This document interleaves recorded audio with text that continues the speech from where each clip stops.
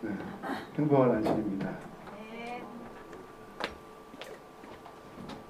비록 온라인으로 우리가 예배를 드리지만 각자 있는 초소에서 주의 성령께서 말씀으로 주님의 변화시키는 은혜를 함께 누리길 바랍니다. 오늘은 죄를 범하지 않는 방법, 죄를 범하지 않는 방법이라는 제목으로 하나님 말씀 증거하겠습니다. 오늘 묵상 본문이 요한 1서 2장 1절부터 11절입니다. 이 본문에 나오는 중요한 기별이 어떻게 죄를 그치게 할 것인가, 어떻게 죄를 더 이상 범하지 않게 하실 것인가에 대한 하나님의 방법 두 가지가 나옵니다. 제가 인터넷을 보다가 이런 신기한 장치를 봤습니다. 뭘 것 같아요?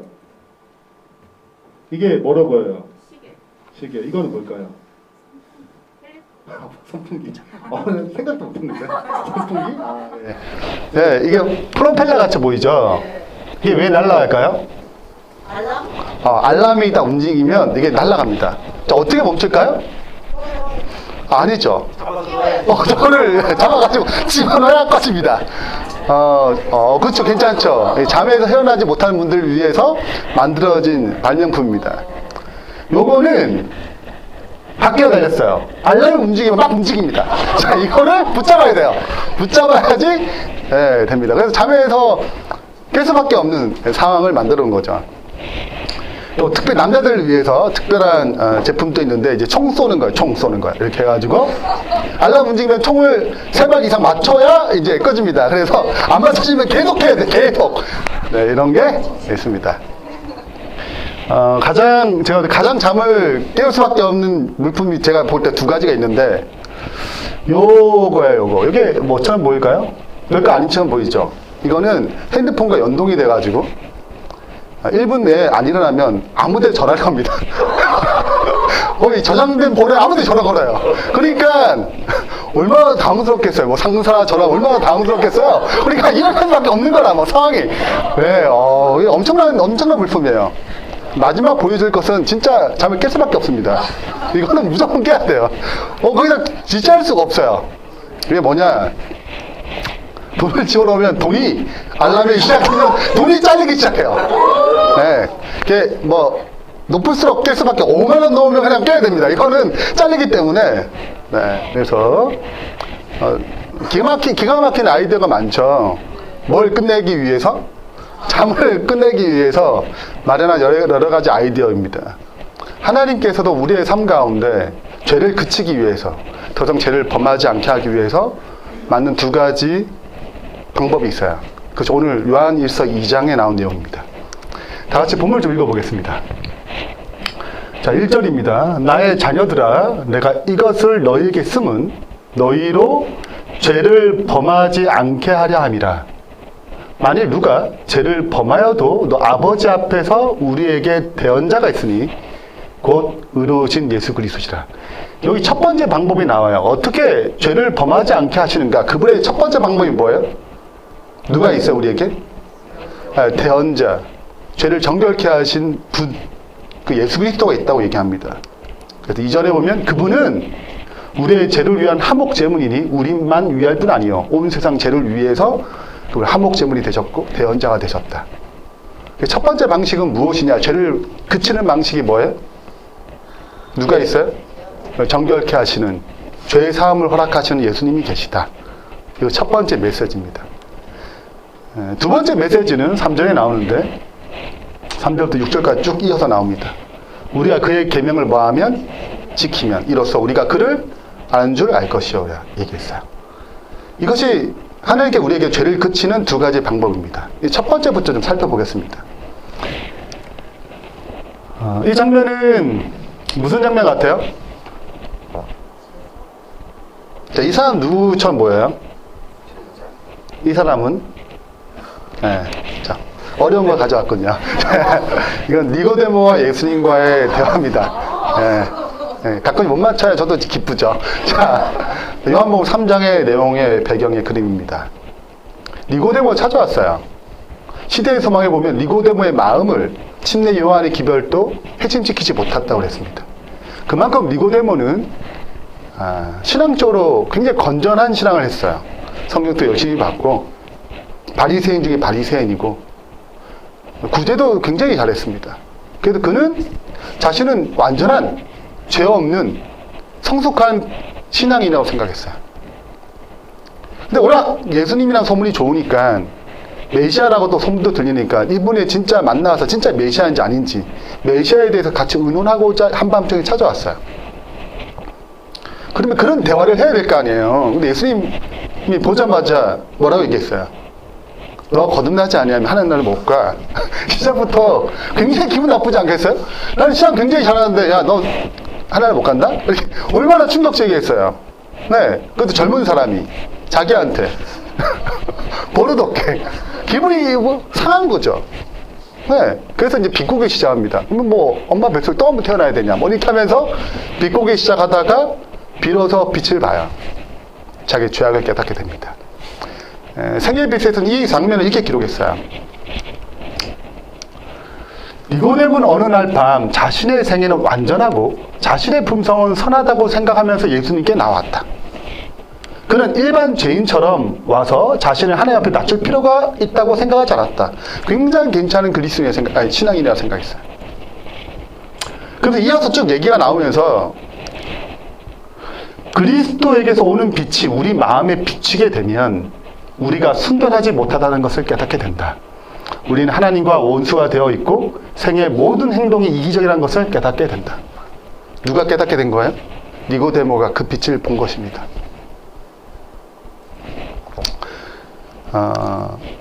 제가 한 책을 들고 왔는데요. 양과 목자라는 책입니다. 이 책은 필립 켈러라는 사람의 쓴 책인데요. 대부분은 뭐 학자들이 쓰잖아요. 글은 시편 23편을 주석한 건데 이렇게 주에 뭐 강의한 건데 이것은 이분은 평신도 사역자예요. 그리고 목자였어요. 수년 동안 또 목자로서 양을 천 경험들을 시편 24편을 묵상하면서 기록했습니다. 그래서 굉장히 독특해요. 네, 그래서 목자가 이런 마음이구나. 뭐 여러 가지 굉장히 알지 못했던 여러 가지 것들이 나옵니다. 뭐 예를 들자면 다윗이 이제 시편에 머리에 기름 발라달라 하잖아요. 그건 양은 왜 바르느냐 기름을. 양에게 기름을 왜 바르는지 아냐? 왜 바르는 줄 알아요? 윤기가 좀 필요해서? 그게 그 균이 있답니다. 그것이 이제 기로 들어가지고 이게 그 양의 뇌를 영양을 줘서 죽게 만든대요. 그 균을 없애려면 유향 기름을 이렇게 발라가지고 침범하지 못하도록 한다고 그러더라고요. 그러니까 의미가 있는 거죠. 그냥 기름을 받은 게 아니고 그 의미가 있는 거죠. 이런 내용들이 기록되어 있습니다. 근데 여기에 파키스탄 얘기가 나와요. 파키스탄에 여행을 가는데 비가 너무 많이 와가지고 우기기가 있잖아요. 비가 너무 많이 와가지고 비기를 피해야 되는데 피할 데가 없다는 거예요. 막상 저기 조그마한 오두막집이 있어가지고 거기 가서 이제 주인에게 양해를 구하고 좀 들어가도 되냐, 비를 피하고 싶다. 그래서 흔쾌히 또 오케이 하셨대요. 입구 자체가 너무 좁아가지고 약간 기어서 이렇게 이제 들어가야 되는 상황. 겨우 들어갔는데 들어갈 때 냄새가 너무 나더래요. 그리고 이제 비가 오고 축축하니까 이제 온기를 위해서 불을 피우는데 뭐로 불을 피울까요? 그죠? 똥들로 이제, 그러니까 그 좁은 그 오두막집에 그 냄새가 어마어마한 거예요. 근데 또 이 진흙집인데 약간 뚫려가지고 거의 비가 새는 거예요. 진흙이 녹잖아요, 또. 그 축축한 것이 막 밑에 이렇게 막 하고, 이 사람이 어떨지 모르는 거예요. 괜히 들어왔다 생각 들고, 나가야 되나 들고, 가만히 있어야 되나 생각하고, 막 별의별 생각이 다 드는 것이 이 상황 가운데. 냄새 너무 독하지. 정말 맡기 싫지. 빨리 중독돼야 되잖아요. 마비가 되면 좋겠는데, 마비도 안 되지. 여러 가지 갈등 가운데 있는데, 그때 성령께서 강하게 그에게 음성을 주셨대요. 그 내용이 이렇게 기록되어 있습니다. 나갈 수도 없고, 그냥 있기도 어려운 그때. 강력한 성령의 음성을 들었다. 너가 지금 처한 이 형편이 바로 내가 내 속에 있는 형편이다. 또 우리 마음에 하나님이 이렇게 있다는 거예요. 근데 너가 느낀 그것이 나도 그런 거예요. 근데 이분이 그럼 나가야 되잖아요. 그 희한하다. 좀 벌써 나오고 싶거든요. 근데 그분이 왜 나가지 않는 이유가 뭐예요? 그분이 계속 이런 꾸질꾸질한 곳에 왜 있냐고요. 왜 우리 마음, 더러운 마음이 이렇게 계시냐 이거죠. 이거 뭐예요? 우리를 마하기 때문에, 사랑하기 때문에요.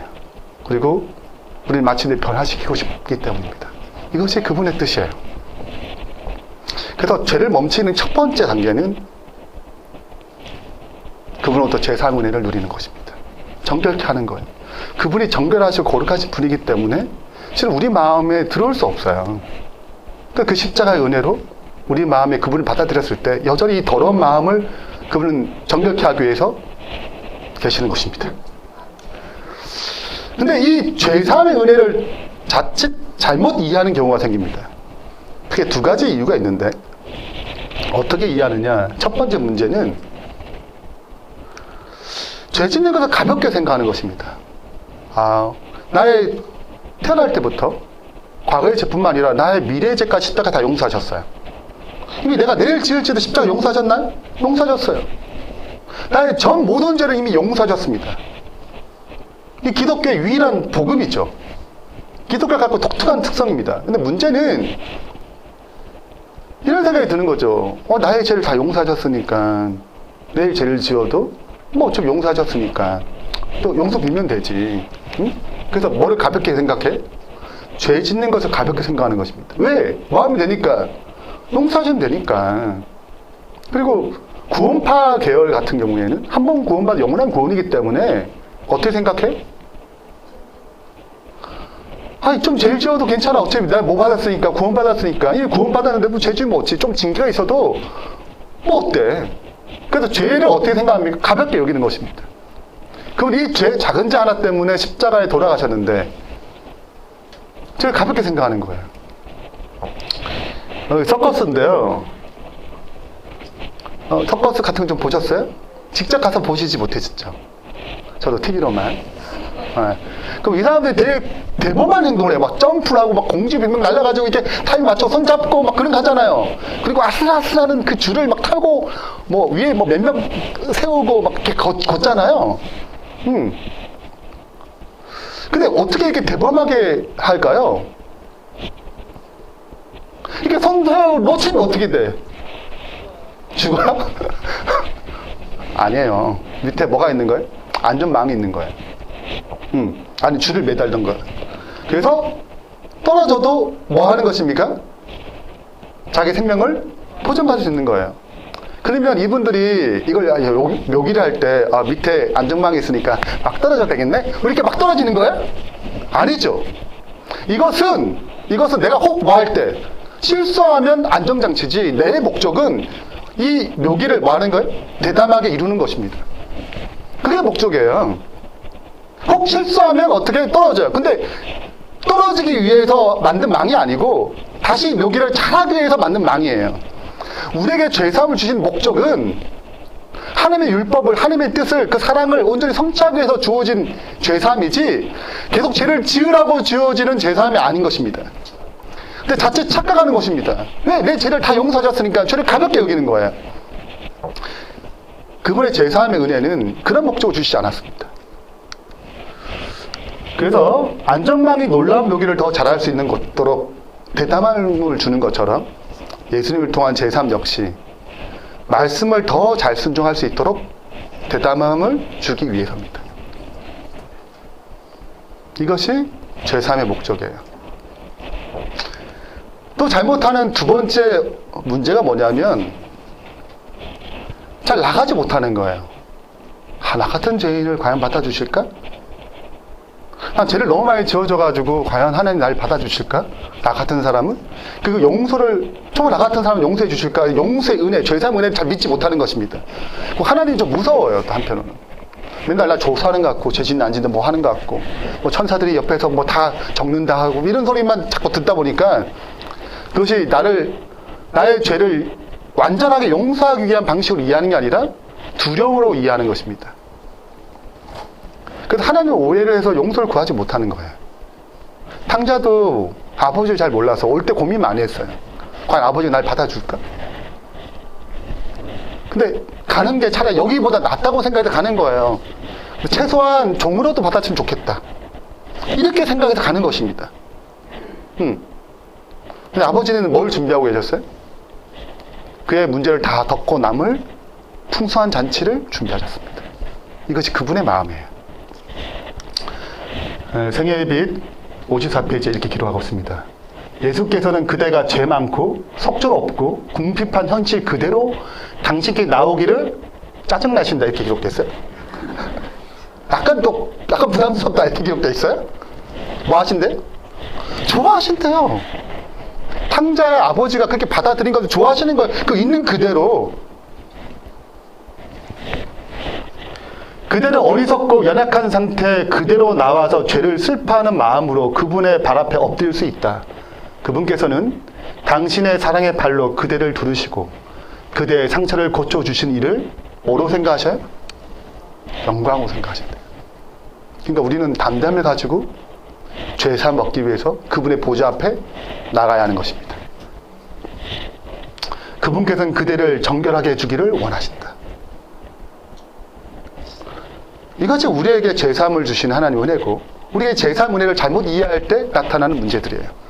오늘 우리 삶 가운데 죄를 그치게 해서 첫 번째 하신 그 죄사함 은혜를 바르게 이해하고 바르게 누리기를 바랍니다.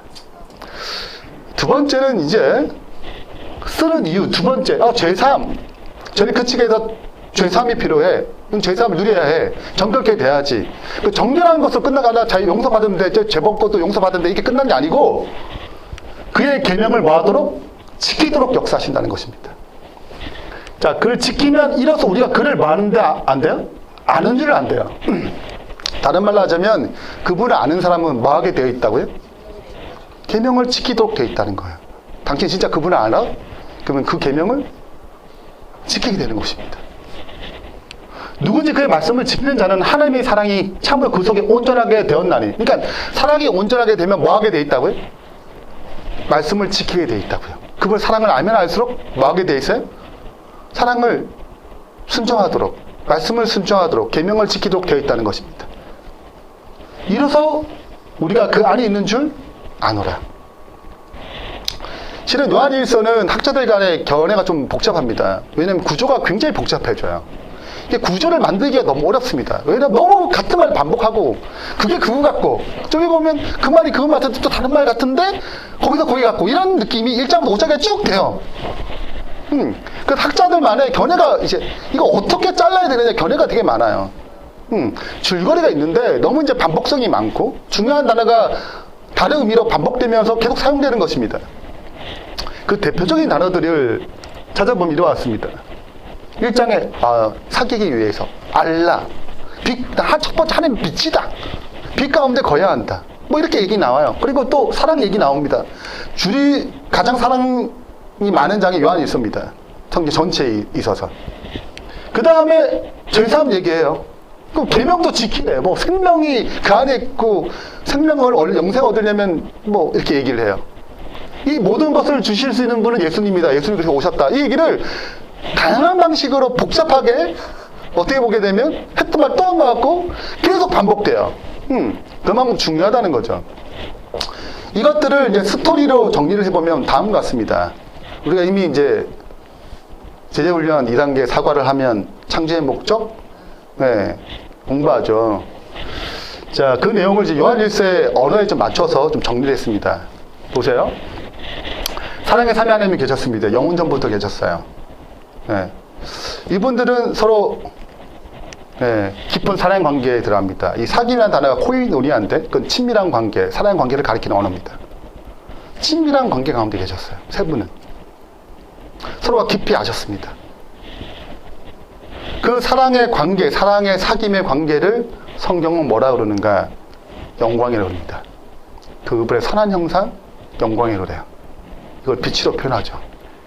그분은 어둠이 없습니다.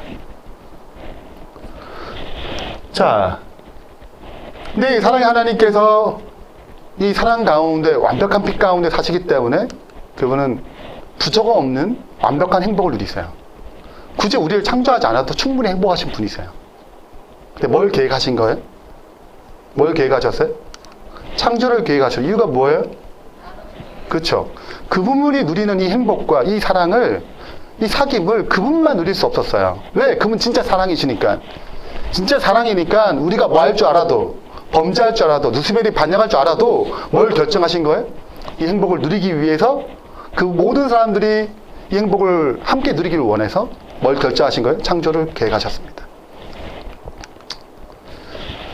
또 무엇이 부정한 것처럼 사람의 손으로 섬김을 받으시는 것이 아니니 이는 만민에게 생명과 호흡과 만물을 친히 주시는 자이십니다.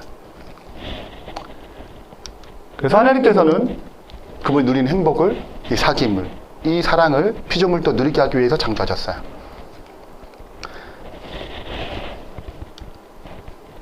그래서 이 영광의 빛을 우리에게 나눠줬습니다. 그 증거가 뭐예요? 무슨 옷을 입는 거예요? 빛의 옷을 입는 거예요. 이 빛의 옷은 사랑의 상징이고 하나님과 사귐의 상징이고 그분의 품성의 상징입니다. 자, 이런 하나님의 행복, 이 사랑을 어떤 사랑이냐, 그 행복이 어떤 것이냐를 설명할 필요가 있었어요. 그것을 성경 율법이라고 합니다. 율법 계명이라고 그래요. 율법은 하나님의 사랑을 정의한 거고 하나님의 행복을 정의한 것입니다. 아시다시피 내가 오늘 내 행복을 위하여 내게 명한 여호와의 명령과 규례를 지킬 것이 아니냐. 다 같이 한번 읽어보겠습니다. 사랑의 율법은 시작. 사랑의 율법은 하나님의 정부의 기초이므로 모든 지성적 존재들의 행복은 그들이 이 의의 대원칙에 완전히 일치함에 달려있다. 우리의 행복은 어디에 달려있어요? 하나님의 율법에, 사랑의 율법에 완전히 많은데 일치함에 달려있어요.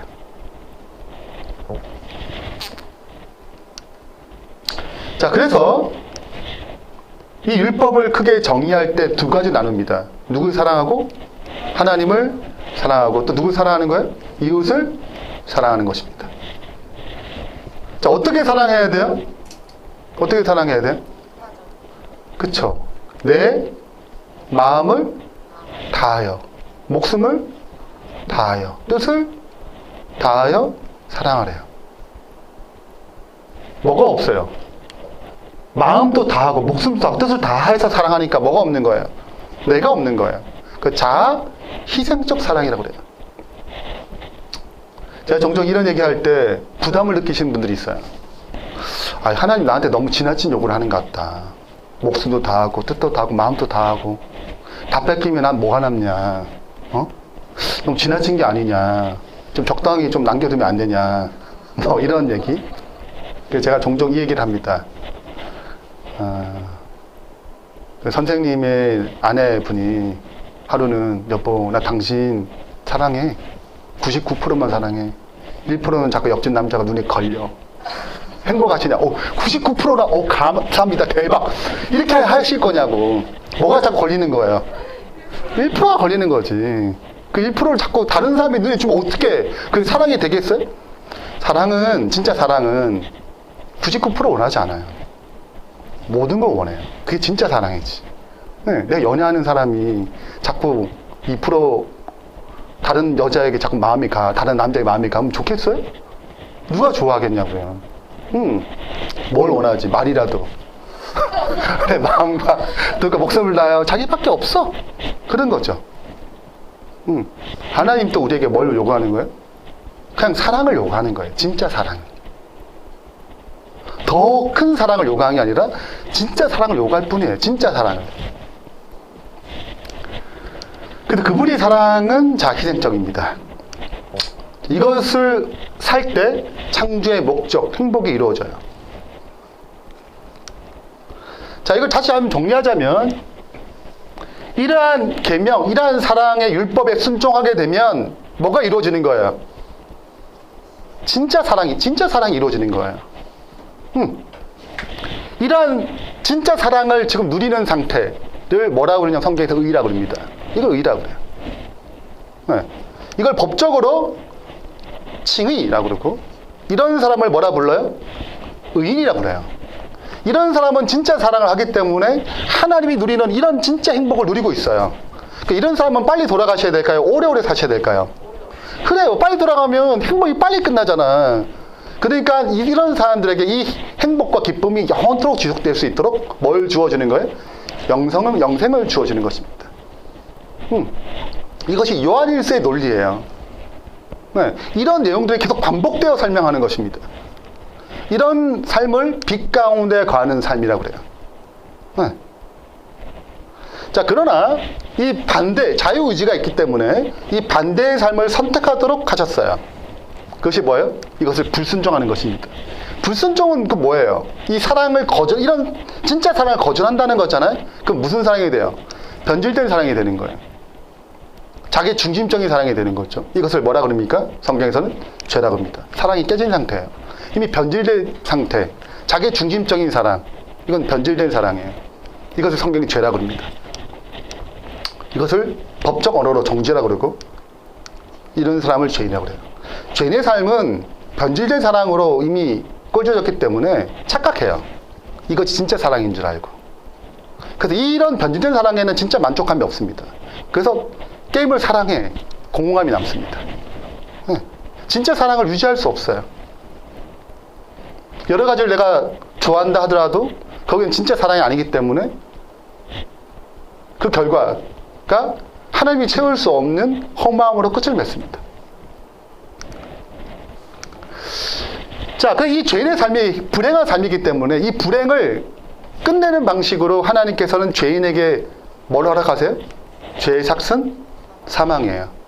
그래서 하나님께서 죄를 끝까지 선택한 자에게, 불행을 끝까지 선택한 자에게, 변질의 사랑으로 그냥 살겠다는 그들에게 뭐 하겠다는 거예요? 그 생명을 어떻게? 걷어가심으로 불행을 끝내는 방식이 죄의 삭은 사망인 거죠. 그래서 이런 삶 자체를 흑암 가운데 있다, 어둠 가운데 있다고 얘기합니다. 이 어둠 가운데 있는 우리에게 누가 오신 거예요? 빛 대신, 생명 대신 예수님 오신 것입니다. 참 사랑 대신 분이 오셨어요. 그것이 요한일서에서 얘기하는 것입니다. 요한복음에서 얘기하는 거예요. 요한일서, 요한복음은 서로 누가 먼저 기록했냐, 뭐 좀 학자들의 견해가 좀 있지만 이 두 가지의 일맥상통한 개념을 갖고 있다, 같은 주제로 말하고 있다는 것은 학자들의 독일한 견해예요. 누가 오신 거예요? 예수님 오신 것입니다. 진짜 사랑을 주기 위해서요. 그리고 원래 가졌던 사귐을 회복하기 위해서요. 죄로부터 건져내기 위해서 그분이 오셨어요. 흑암 가운데 있는 그들에게 빛이 오신 것입니다. 그 요한복음 뭐로 시작해요? 말씀이 그분이 참빛, 참 생명으로 등장하는 것입니다. 자, 그래서 이 죄인에게 다시 예수를 통해서 위의 의인의 삶, 진짜 사랑의 삶을 살 수 있도록 길을 열어놓으신 거죠.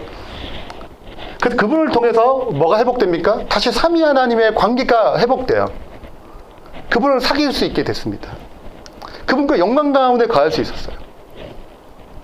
그래서 요한일서는 이 단어를 계속 반복하는 것입니다. 그런데 이런 삶이 계속 되려면 두 가지가 중요해요. 이 두 가지는 계속 반복합니다. 1장, 2장, 3장, 4장, 5장 다 반복하는 언어예요. 그것이 뭐냐면 첫 번째, 죄사함입니다. 두 번째는 뭐예요? 계명에 순종하는 것입니다. 이 두 가지가 그분이 회복하시는 삶을 지속적으로 많은 거예요. 얻는 방법이에요. 그래야지 다시 창조의 목적, 행복을 얻는 것입니다. 첫 번째 우리가 충분히 얘기했기 때문에 두 번째 얘기를 좀 할게요. 어떻게 우리가 계명을 순종할 수 있는가? 우리는 지킬 수 없는 법이잖아요. 어떻게 그 계명을 이룰 수 있는가? 여기 사진이 하나 있는데 여기 아빠예요. 자, 아빠가 혀를 내미니까 아기도 뭘 내밀었어요? 혀를 내밀었어요. 입을 벌리니까 아기도 입을 벌렸어요. 입을 머무니까 애도 입을 머물었어요. 원숭이도 해봤는데 원숭이도 지금 혀를 내밀더니 어떻게 반응했어요? 혀를 내밀어요. 이런 현상을 거울 신경세포가 있기 때문에 일어난 반응이다 얘기합니다. 우리에게는 똑같은 걸 모방하고 싶은 마음이 있다는 거예요. 타인을 공감하고 모방하는 세포, 이것을 거울 신경세포라고 합니다. 이게 우리에게 있어요. 그래서 뭐 닮고 싶은 마음은 그 세포가 있기 때문에 그렇습니다. 요걸 빨리 배워. 그것도 뭐가 있어요? 그 상황을 공감하고 배우게 되는 것입니다. 그러면 이 거울 신경세포가 활발하게 잘 일어나려면 누구와 많이 접촉하느냐를 결정된다는 거예요. 난 누구랑 많이 접촉하고 있지? 누구를 많이 알고 있지? 그걸 알면 알수록 거기에 대해서 뭐 하는 거예요? 반응하는 것입니다. 자, 하나님을 알아. 그럼 그분을 많이 만났다는 것이네. 그럼 뭐 하게 돼 있어요? 그분의 품성을 드러내게 돼 있다. 계명을 지키게 돼 있다는 거예요. 사랑을 하게 돼 있다는 것입니다. 사랑할 수밖에 없게 된다는 거죠. 근데 안다고 했는데 계명을 지키지 않아. 그럼 아는 거예요? 모르는 거예요? 아, 모르는 거지. 이렇게 얘기하는 것입니다. 일단 헬라 시대이기 때문에 헬라 시대의 특징 중에 하나가 신을 관념적으로 이해해요. 진리를 관념적으로 이해하는 것입니다. 그래서 이렇게 철학적으로 잘 사고해가지고 그래 이런 거야 이런 깨달음이 있어 그러면 내가 신을 잘 안다고 생각했어요. 근데 사도 요한은 이런 헬라적인 사고가 이미 교회 안에 들어온 것입니다. 그래서 하나님 안다는 건 지식적인 것으로 끝나는 게 아니야. 관념적인 것이 아니지. 뭐로 나타나야 된다는 거예요? 계명을 지키는 것으로, 행하는 것으로 나타난다는 거예요. 아, 성경 이런 66권이지. 나 성경 많이 읽었어. 이런 거 나타나는 게 아니고 진짜 사랑하는 삶으로 나타난다는 거죠. 사도행전에 보면 거울을 보는 것처럼 주의 영광을 바라봄으로 그는 영광에서 영광으로 변하여 마침내 그가 사모하던 그분과 같아진다. 뭐하던? 사모하던. 영광을 바라봄으로. 우리에게 거울 신경세포가 있기 때문에 이 일이 일어나는 것입니다. 마음에 항상 하나님을 묵상하는 그리스도인은 결코 패배당하지 않으며 어떤 악한 계교도 그의 평화를 파괴하지 못한다. 우리가 끊임없이 누굴 바라보면, 주를 바라보고 묵상하면 뭐 하지 않아요? 패배당하지 않아요. 어떤 악한 계교도 그의 평화를 깨트리지 못합니다. 그래서 우리 힘으로는 그의 주의 계명을 지킬 수 없습니다. 우리가 주제곡처럼 내 손과 발을 그분의 손에 어떻게 같이 포개해야 돼요. 내가 죽어야지 누가 사십니까? 그리스도 사시는 것입니다. 그분을 어떻게 아는가? 그분을 어떻게 바라보는가? 그 바라볼수록 나타나는 특징이 뭐예요? 내가 할 수 없는 것을 누가 이루시는 것입니까? 그리스도가 이루시는 거예요. 그분이 거룩한 동력을 줍니다. 거룩한 동기를 허락해줘요. 그분의 뜻을 행할 뜻을 허락해 줍니다. 그 동력을 받기 위해서 우리는 날마다 뭐 하는 것입니까? 그분 앞에 나가야 해요. 이건 굉장히 중요한 것입니다. 내가 할 수 없는 거기 때문에 그분 것을 받아야 돼. 생애의 빛 제5장 헌신해 보게 되면 어떻게 우리 변화가 되는가? 나를 마음으로 나를 드리고 그리스도를 받음으로 변화가 일어난다. 그래서 우리가 지금 아침 만나, 아침 묵상 운동을 하고 있어요. 지난주에는 5시 반타임을 했습니다. 윤대현 집사님도 같이 했는데, 윤대현 집사님은 청년들 케어를 위해서 5시 반타임에 빠졌고, 새로운 분이 등장하셨어요. 박인영 집사님 등장하셨죠. 부부끼리 알아서 하십니다. 5시 반타임. 이번 주는 6시 타임을 시작했어요. 6시 타임, 우리 윤상현 집사님, 또 김영 집사님, 서른경 집사님 6시 타임을 시작했습니다. 다음 주는 6시 반 타임을 시작해요. 그래서 최정현 집사님, 배한나 자매, 권현주 자매 이렇게 하면 이제 본격적으로 이제 어떻게 하면 이 짧은 시간에 은혜를 나눌 수 있는지에 대한 기본적인 경험을 다 했기 때문에 그 경험을 가지고 이제는 우리 열린교회 분들에게 잘 거예요. 그래서 오늘 예배 끝나고 이제 어떤 타임이 가장 좋으냐. 5시 반부터 7시 반까지 타임이 있고요. 그 다음에 밤 10시 타임이 있습니다. 그래서 자기가 원하는 시간 타임에 이제 하시면 6시 반 타임을 딱 끝내고 그 다음에 그 원하신 분들과 함께 팀을 또 만들어서 계속 이어서 하나님의 은혜를 받고 그 동력을 받고 또 계속 묵상하는 힘으로 누굴 닮아가는? 그리스도를 닮아가는 삶이 이 교회에 일어나길 바랍니다. 이것이 교회의 능력이에요. 네. 제가 이걸 처음 할 때 제가 갈등이 좀 생겼습니다. 전에도 한 말씀드렸지만 저 혼자 하기 되게 좋거든요. 네, 혼자 해도 충분히 은혜가 풍성하게 있습니다. 제 갈등은 이걸 하게 되면은 부족하지 않을까. 이런 수많은 갈등이 있었어요.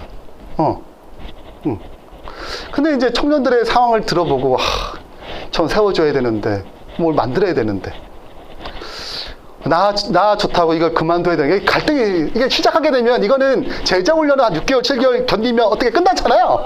이거는 그런 게 아니에요. 그냥 삶이야. 이건 삶으로 가야 돼요. 행사가 아니에요. 그러니까 이건 행사가 아니고 삶으로 가야 되기 때문에 전혀 다른 결단이 필요하더라고요. 제자 훈련은 7개월만 결심하면 돼요. 3주짜리도 있고, 뭐, 석 달짜리도 있고, 빠르면 2박 3일에 끝나는 게 얼마나 많이 있어요. 이거는 시작하게 되면, 물론 다시 넘어질 수 있겠지만, 어떻게 하는 거예요? 그냥 말씀 묵상에 내 삶으로 가야 돼. 그냥 생활이야. 그 하나님과 만나는 삶이 내 생활로 결단하는 사람들이 들어올 거 아니에요. 그리고 내가 잘 안 되잖아요.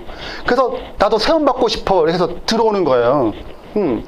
우리 김영 집사님도 제가 큰 은혜를 받았는데, 자기가 혼자 하기에는 힘든 게 많았대요. 근데 여기 오면서 같이 하니까 너무 쉽게 말씀 묵상을 함께 나누어서 너무 좋다고. 이게 이제 힘이잖아요. 혼자 잘하시는 분도 계세요. 근데 그분들은 혼자 계속 해도 되시고, 또 내가 또 뭐가 있으면 이걸 다른 사람도 세워야겠다 그러면 또 다른 시간대, 다른 시대간 때도 있잖아요. 다른 시간대 다른 사람을 또 말씀을 세워야겠다 생각되면 세우면 되는 것입니다. 그래서 저도 갈등을 정리하고 딱 들어왔는데 막상 해보니까 굉장히 좋아요. 일단은 저희 라이프 스타일 자체가 실은 제가 아침에 일어나더라도 약간 불규칙적이에요. 뭐 7시 일어났다가 좀 일찍 6시 반에 일어났다가 좀 12시 넘으면 가면 8시 일어났다가 그냥 말씀 묵상하긴 하지만 이게 뒤에 일이 처리 있으면 이거 어느 정도 처리를 하고 자야 되거든요. 근데 아침 6시나 5시 반에 일단 결정되니까 이게 그럴 수가 없는 거예요. 이게 하게 되면 하루가 꼬여. 그러니까 일이 있더라도 내려놓고 자요. 제 라이프 스타일이 전에는 일에 의해서 말씀 묵상 뒤로 밀렸어요. 왔다 갔다 했거든요. 말씀 묵상이 딱 고정이 되니까 제 삶의 라이프 스타일이 말씀 묵상을 일단은 놓고 시작되더라고요. 저는 굉장히 큰 축복이었어요. 네. 그래서 이런 축복을 우리 같이 함께 또 나누면서 주의 계명을 함께 지켜나가는 영적 공동체가 됐으면 좋겠습니다. 결론을 맺겠습니다. 어떻게 죄를 범하지 않는 방법이 무엇인가?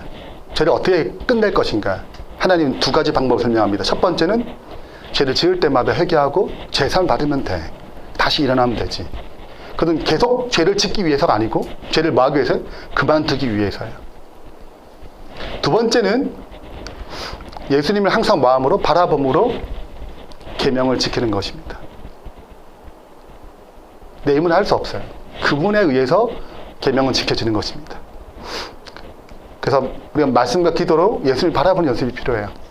오늘 이런 연습을 통하여 죄를 끝내는 주의 신실한 백성 되길 바라면서 말씀 마치겠습니다.